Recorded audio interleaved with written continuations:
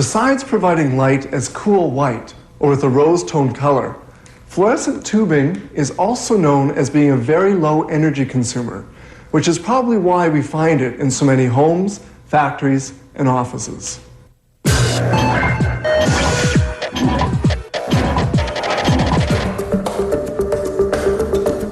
Once the only source of light was the flame of fire in the forms of torch, candle, and oil lamp. It remained so right up until the 19th century, when gaslight made its first appearance around 1840. Almost 40 years later, Thomas Edison invented his famous incandescent light bulb. In 1909, the Frenchman Georges Claude developed the fluorescent tube, a light remaining unaltered to this very day.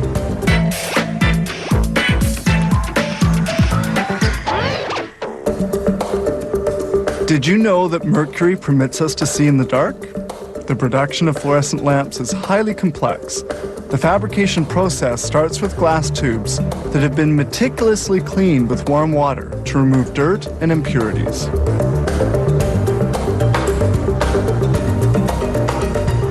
Then the tubes have to be specifically shaped with a folder shaper. They're heated for 30 seconds, then quickly curved using a template.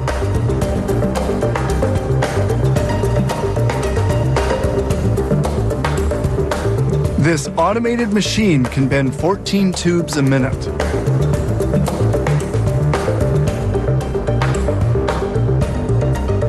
The bent tubes go into the coating chamber, where a thin coat of phosphorus is applied to their inner surfaces. It's phosphorus which produces light by transforming ultraviolet generated by the ionization of mercury. Then the surplus phosphorus is removed from the ends of the tube to facilitate sealing them. They now move to the electrical components.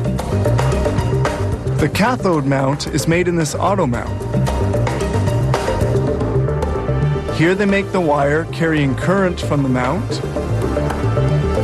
The wire carrying the current is shaped. And here the wire is heated. This prepares it for the next step because it's essential to prevent the cathode coating from spreading to the prongs.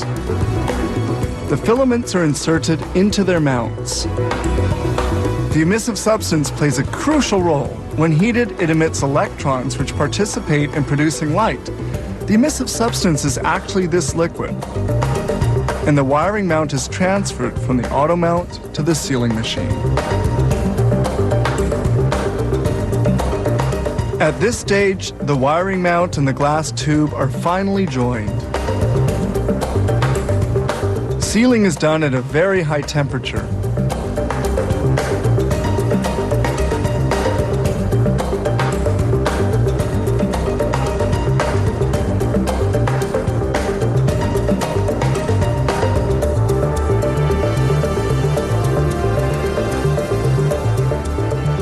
One important step remains.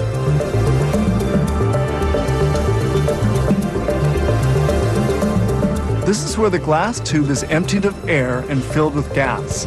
This machine also decarbonizes the tube and introduces the drop of mercury, essential for producing light. Once the very tiny drop of mercury is injected into the tube, the production process for making the fluorescent lamp is now nearing completion.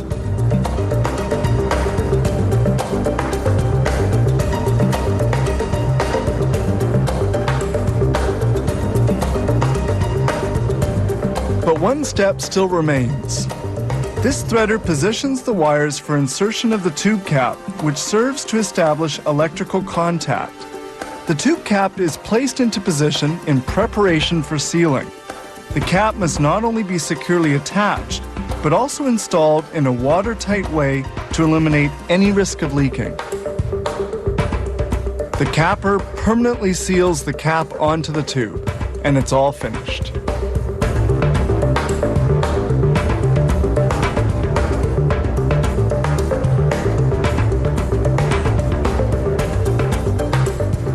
Each lamp is tested on a large testing wheel to verify its quality and good functioning.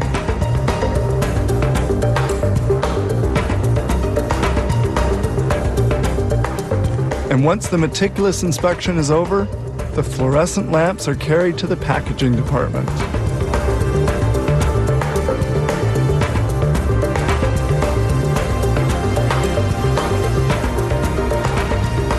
A robotic machine handles the lamps and places them into the packages. The glass tubes have now become fluorescent lamps.